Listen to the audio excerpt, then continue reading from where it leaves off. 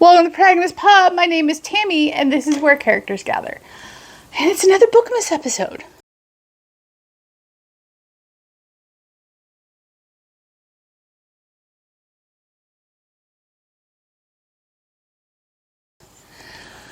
So this morning, we're going to talk about my top 5 genres for 2023.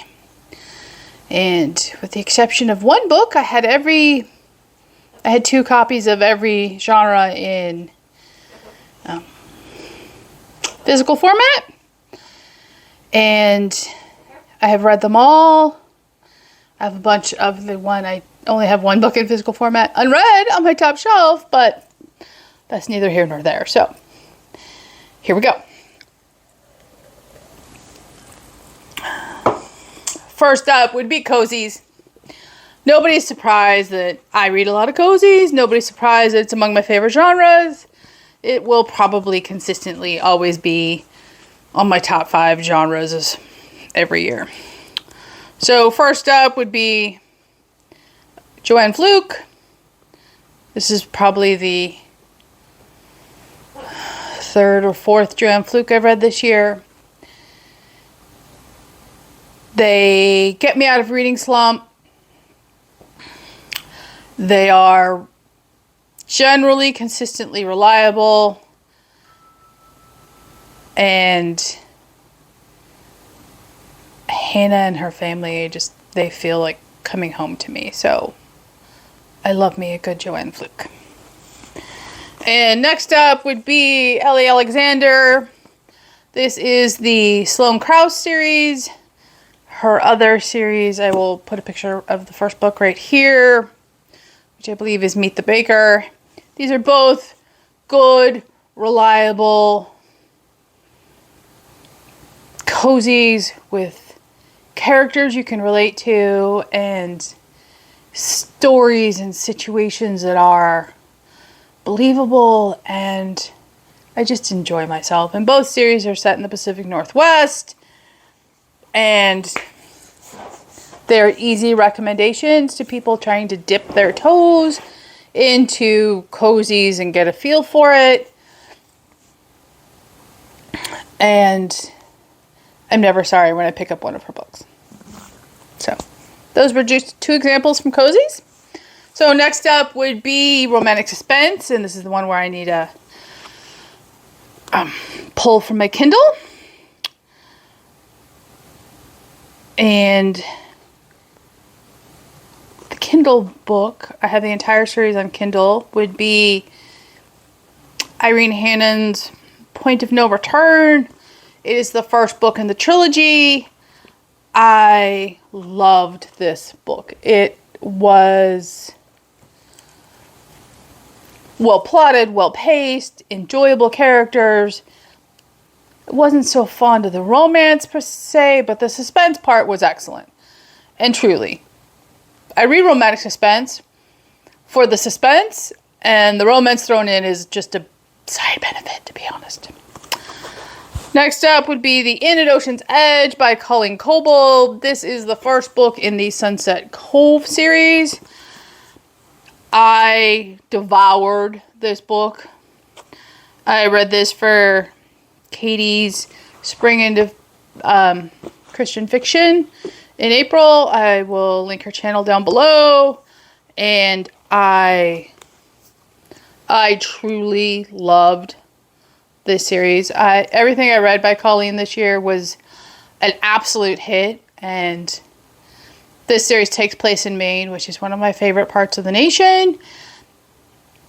And even though I am a west of the Mississippi River girl, heck, I'm a west of the Missouri River girl, truly, I love Maine, and these were just beautifully written. They're beautifully written. So, second series is, I believe for the next 3, no, not true. Next up is historical fiction. I read a lot of historical fiction this year, and I am perfectly okay with that because I loved almost all of them. Yeah. I don't think there's one I even DNF this year. So that says a lot. The Seven Sisters by Lucinda Riley. First book in the Seven Sisters series. There are 7 sisters. There are 7 books. And there's one prequel called Paw Salt. It is written by someone other than Lucinda Riley, but I believe it was authorized by the estate. And if I get to it next year, I will read the entire series, including Paw Salt. So, and then, to the surprise of no regular viewer to this channel, would be the Molly Chase series by Rhonda Ortiz. This is the first book in pieces. Catholic historical fiction set in post-revolutionary war Boston. As you all know, my love for this series is unsurpassed. And I think everyone should read it. And it is on my... Book number 3 is on my anticipated list for 2024, and Rhonda has been a blessing to this channel, and to me personally this year. She is very sweet, and the books are amazing, and they are so well written and so well researched, and I think everybody should go read them. So, next genre, would be science fiction. And I know it's a genre that doesn't get a lot of love. And it is, you know how genres go through phases? Right now, science fiction is in a very dark phase. A lot of it is very dark and very heavy, and these 2 books are not. So the first up would be MarkMaker by Mary Jessica Woods. This is a science fiction book. This is Catholic science fiction. I can't stop thinking about it. My initial reaction was not overly favorited. However, it is a book that I have thought of consistently since I finished it. And that tells me that my brain liked what it read, and that I may not have appreciated it at the moment I completed the book. But as time goes on, my love and awe of MarkMaker has only increased. And it may be one of those rare books I need to reread to fully appreciate what was taking place and satisfy the unresolved conversation going on in my brain. Not saying I'm going to reread it, but we will see. And then next up, regular viewers, this will not be a surprise, would be Recorder.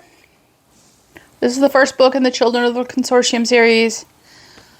I also read book 2 and 3 this year. I'm on the launch team for book 3, which releases in February of 2024. Again,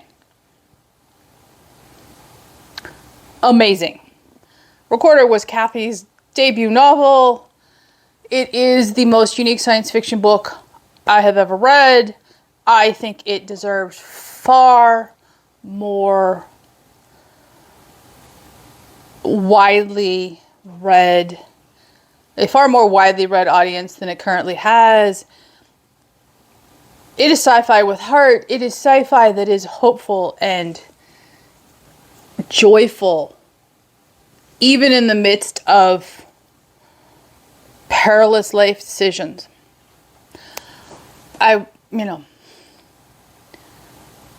Don't be scared of sci-fi. If you love character-driven stories, then please, please, please go pick up either one of these 2 books, and you will not be remotely disappointed. I cannot fathom being disappointed in either one of these books, unless you really just love dark sci-fi, in which case you won't love these, because they're not dark. And the last genre of the year for me was fantasy. And my brain is really in the mood for fantasy. I think the beginning of 2024 is going to be a lot of fantasy. So we shall see. The first book is Oath of Brotherhood by Carla Laureano. I want to finish this series next year. This is the first book in the Song of Seer series. It is Celtic-inspired fantasy. It is unintentional Christian allegory, but it is definitely there. And I truly loved this book. I truly love this book, and the cover is stunning. It is one of my favorite covers of the year. It is just sunny.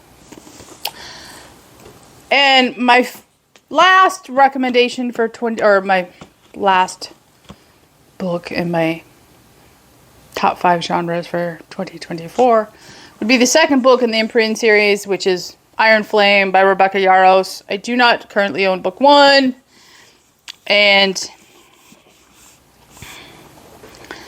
yes, it is spicy. Yes, there is language. Yes, it is filled with tropes I don't really enjoy.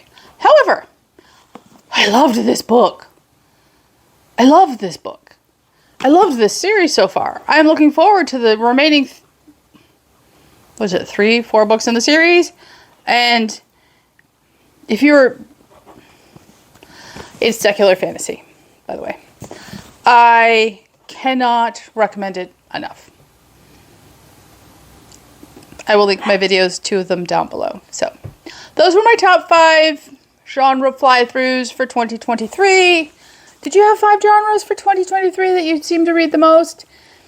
Leave a comment down below, like and subscribe, and I will see you here next time at the Protagonist Pub.